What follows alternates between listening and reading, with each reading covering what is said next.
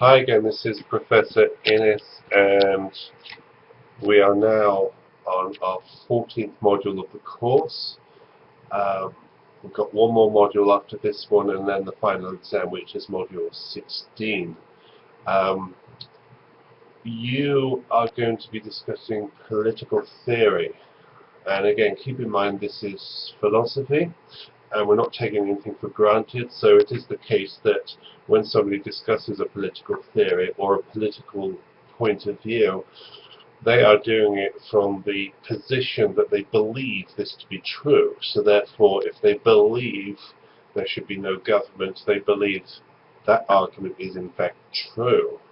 So in that sense, from an everyday standpoint, that is, the person arguing this is putting forward a belief but believing it to be true. So what we have as a problem as philosophers is understanding that this is just an opinion. It is the case here that they're arguing that government should be restricted, but for what grounds? So what is their position here? Were they brought up like this? Is it something they wish to argue against somebody else because they don't like them? What's the reason? We are philosophers. We've got to have a substantial argument behind our position to say why it is the case, for example, that government should be restricted and therefore leave individuals to go about their everyday business.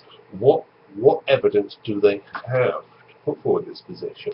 So you're going to be arguing for this course Thomas Hobbes's authoritarianism, and in module 15 Locke's republicanism. I prefer to call this classical liberalism, because that's what it really is here. I wouldn't allow that word republicanism to get in the way, because it's not really talking about republicanism as such here. But Locke is arguing that individuals should be, on the main, left to their own devices to do as they like because they can be trusted. Hobbes, which is what you're going to do now, after doing the introduction chapter, argues that individuals can't be trusted, therefore they should not be left to their own devices. Both of these arguments are liberal in the wide sense that they're going to allow individuals to make these choices in what we're going to call social contracts. So, even though authoritarianism tends to sound to us like a terrible type of government where the individual is telling the group what to do, in fact authoritarianism is where the individuals get together, at least two, and come up with a social agreement that the government should be organized in a certain way to restrict our everyday activities, therefore restrict our rights. Because, according to Hobbes, individuals are selfish and greedy, and therefore, in a state of nature, as you're going to read, they will, without there being a government, basically kill each other. Now, we say to ourselves here, in this contract, that I'd like to get to the end of the day without being killed, and the neighbour says, yes, I also would like to get to the end of the day without being killed. When we think, okay, we'll set up a contract which says here, we won't try to kill each other. Now, this sounds like a reasonable agreement, but because we're selfish and greedy, we need a sovereign power to keep this agreement in check. That's when authoritarianism comes into place. That's when we'll say here we have legitimate authority. Legitimate authority is whereby we have agreed to this authority to restrict our neighbours' liberties just as much as this sovereign authority is going to restrict my liberties as well. So it's an agreement. We agree to it, and it's based upon the foundation that by human nature we are selfish and greedy, and we will kill our neighbours, and our neighbours will kill us. So it seems like a perfectly legitimate agreement, and this agreement can only be reinforced by the sovereign figure. So that's the situation there. And if anybody thinks that, as says Hobbes, that we're not selfish and greedy, then we've just got to do a bit of research, and we find out that there are a lot of people out there who are underhanded, who will manipulate, they will cheat people, and you say to yourself, oh, well, they won't kill each other, but what would be the case if there was no government? If you look around our peaceful and tranquil land here, we've got plenty of police cars travelling around. They've got guns, they've got other forms of weapons, they've got the authority to go to somebody's house and so forth and so on. It tends to be the case, according to the Hobbesian thinker, that people behave themselves because there is an authority that will keep them in check. So therefore, if they break into somebody's house, or worse still, they kill somebody, then it's understood that they're going to be punished greatly for this. Therefore, they don't do it. That's why people behave themselves. I often say to groups in my classes that we don't rob banks because the penalty for robbing banks, in Boise particularly, is you might get about $1,500, but you can get 15 years for it. So you think to yourself, okay, so that's 1 year for each $100. Okay, is it worth it? No, it's not. So therefore, that's why we don't rob banks. Because if we could get away with it, we would rob banks, according to the Hobbesian way of thinking.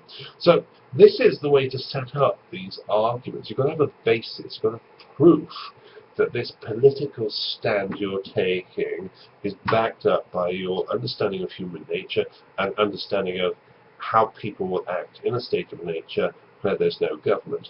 This will therefore construct your government. So that is a political argument, and we're fortunate at this time to going up to the general election to choose the next president, and we're going to hear lots and lots of arguments, and lots of them will amuse you, without doubt, because after doing philosophy, they're going to strike you as being pretty poor arguments. Yet we are still going to elect these people into power. So that's another discussion, I suppose, here within political theory.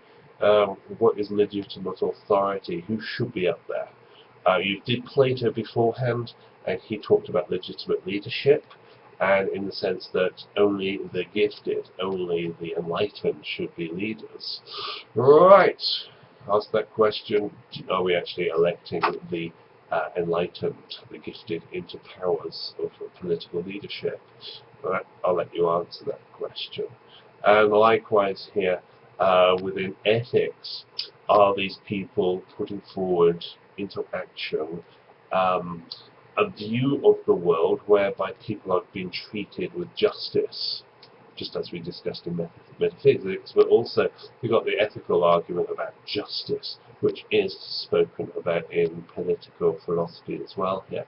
Right, so all those questions are asked, and just for this course you're just doing Thomas Hobbes and John Locke, but if you wish to do political theory and philosophy later on, all these questions would be asked in regards to legitimate authority, how are rights protected, what is justice, and so forth and so on. Okay, so that's you set for this particular module on John Locke. So please do the pieces of reading for this and answer the questions. Make sure you do all the sections set for you. I think in this one it's 3 sections. But it's all good reading, and you should enjoy reading it. And again, don't take anything for granted. Don't just say that Hobbes is wrong because he's an authoritarian. It is the case in philosophy, well, political theory, sorry. There is an argument for there being legitimate authority. So one has to read that through before totally condemning it. Right, so for your journal considerations, what I would like you to do here is discuss and describe human nature, state of nature, and government. So it's just those 3 notions. Human nature, state of nature, government. But also discuss how they relate to each other. Because if you're a political theorist, you've got to have these 3 notions in mind. Namely, you've got to have in mind here human nature, which, in a state of nature, you will describe how people act, and therefore what sort of government you're going to have. That will set up a legitimate government, a consistent government in light of human nature. So here, discuss human nature, state of nature, and government, please, for your journal entry. I'll look forward to reading those, and please let me know if you have any questions. Thanks.